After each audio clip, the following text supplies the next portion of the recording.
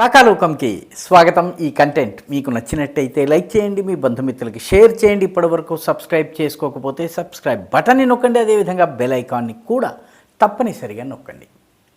మిత్రులారా, బంగ్లాదేశ్లో హిందువులు మైనారిటీగా ఉండవచ్చును, బంగ్లాదేశ్లో హిందువుల సంఖ్య క్రమేపీ తగ్గుతూ వస్తూ ఉండవచ్చును.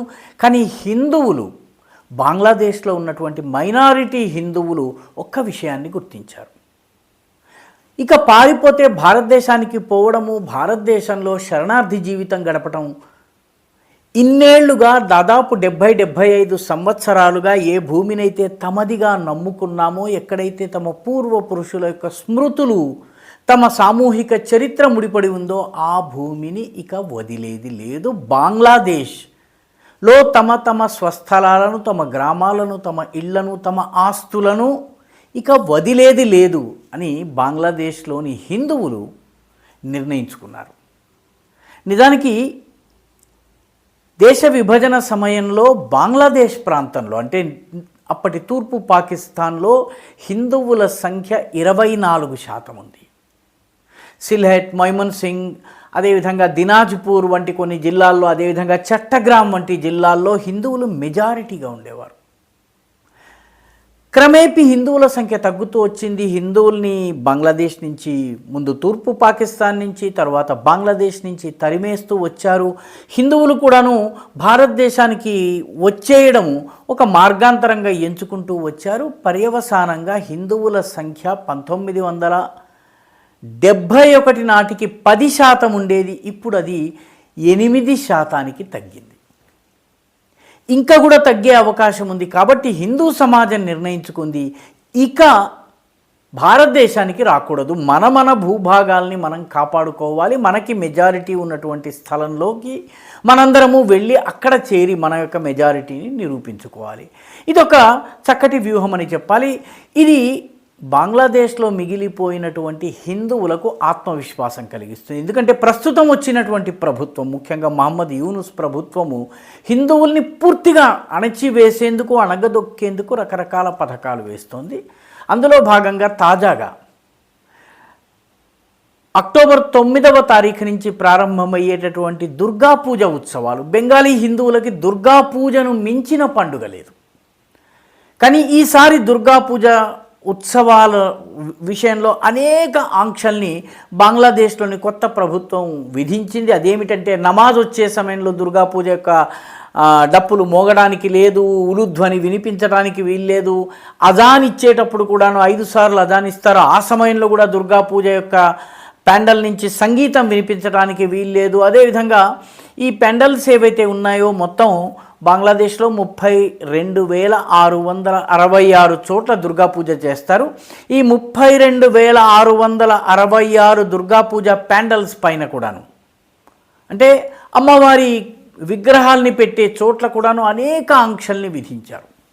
జమాతే ఇస్లామీకి చెందిన వాళ్ళు వచ్చి బెదిరిస్తున్నారు, విద్యార్థులు వచ్చి బెదిరిస్తున్నారు, పోలీసులు అసలు పనే చేయటం లేదు, సైన్యం కూడా వచ్చి వివరాల్ని కలెక్ట్ చేసుకుని వెళ్తోంది.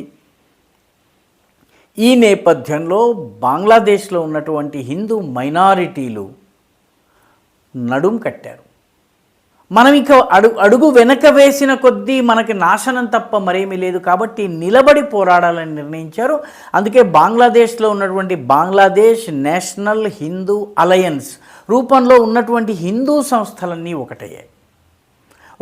అయిన తరువాత వీళ్ళు ఒక విలేకరుల సమావేశాన్ని ఏర్పాటు చేసి 9th అక్టోబర్ నుంచి ప్రారంభమయ్యేటటువంటి దుర్గా పూజ మాకు అతిపెద్ద పండగ, కాబట్టి ఇది సురక్షితంగా మేము జరుపుకునేందుకు కావలసిన అన్ని ఏర్పాట్లు ప్రభుత్వం చేయాలి అని చెప్పి డిమాండ్ చేశారు. అంతేకాకుండా మైనారిటీల మీద జరిగే ప్రతి చిన్న దాడిని మేము ఐక్యరాజ్య సమితి దాకా తీసుకువెళతామని చెప్పి నేషనల్ హిందూ అలయన్స్ ప్రకటించింది. ఎందుకంటే ప్రస్తుతం మహమ్మద్ యూనుస్ ప్రభుత్వానికి అతిపెద్ద సమస్య ఏంటంటే, మైనారిటీల మీద దాడులు జరిగినటువంటి వార్తలు కనుక వచ్చినట్టయితే వాళ్లకు విదేశాల నుంచి వచ్చేటటువంటి నిధులు ఆగిపోతాయి, సహాయం ఆగిపోతుంది, విదేశీ సమాజాల నుంచి సానుభూతి ఆగిపోతుంది, సమర్థన ఆగిపోతుంది. అందుకని ప్రభుత్వం ఒక్కసారి డిఫెన్స్లో పడింది. అంతేకాకుండా మాకు ఈ దుర్గా పూజ అనేది 9 రోజుల పండగ, కనీసం 3 రోజులు సెలవు ఇదివరకు ఇచ్చేవాళ్ళు, ఇప్పుడు దాన్ని ఒకరోజు సెలవుగా మార్చారు. ఇది మళ్ళీ మార్చి మాకు 3 రోజుల సెలవులు ఇచ్చి తీరాలి అని చెప్పి హిందువులు డిమాండ్ చేశారు. అంటే కేవలం దెబ్బలు తినడమే కాదు, నిలబడి పోరాడాలని చెప్పి బంగ్లాదేశీ హిందువులు, మైనారిటీ హిందువులు నిర్ణయించుకున్నారు. మైనారిటీ హక్కుల్ని కాపాడతామని వాగ్దానాలు చేసేటటువంటి ప్రపంచంలో ఉన్నటువంటి వాళ్ళందరూ కూడాను హిందూ మైనారిటీల హక్కుల గురించి మాట్లాడటం మొదలుపెట్టారు. రెండవది, అన్ని దుర్గా పూజ ప్యాండల్స్ ఏవైతే ఉన్నాయో, అంటే మంటపాలు ఏవైతే ఉన్నాయో 32,666 మంటపాలు ఉన్నాయి. ఈ 32,666 మంటపాల దగ్గర సీసీటీవీ కెమెరాలను పెట్టి ఏ దాడి జరిగినా ఎవరు చేసినా కూడా దోషులను గుర్తించి అరెస్ట్ చేయాలని చెప్పి డిమాండ్ చేశారు. బంగ్లాదేశ్లో ఇటువంటి డిమాండ్ చేయటం అనేది చాలా సాహసంతో కూడుకునేది. మూడవది, మాకు పోలీసు భద్రత కల్పించండి. పోలీసు భద్రత కల్పించలేకపోయినట్టయితే మిలిటరీని ఈ 32,666 దుర్గా పూజ ప్యాండల్స్ దగ్గర కాపలా ఉంచండి అని చెప్పి హిందువులు డిమాండ్ చేశారు. మొదటి 2-3 రోజులు షేక్ హసీనా వెళ్ళిన మొదటి 2-3 రోజులు హిందువులపైన దాడులు జరిగినాయి, కానీ ఆ తర్వాత హిందువులు నిలబడ్డారు. చాలా చోట్ల హిందువులు స్థానికంగా గ్రామరక్షణ కమిటీలని ఏర్పాటు చేసుకుని తమపై దాడి చేయడానికి వచ్చేటువంటి జమాతే ఇస్లామీ బంగ్లాదేశ్, అదేవిధంగా అన్సరుల్ బాంగ్లా ఇటువంటి మతోన్మాద మూకలను చాలా గట్టిగా బుద్ధి చెప్పారు. వాళ్ళకి ఏ భాష అర్థమవుతుందో ఆ భాషలో జవాబు చెప్పారు.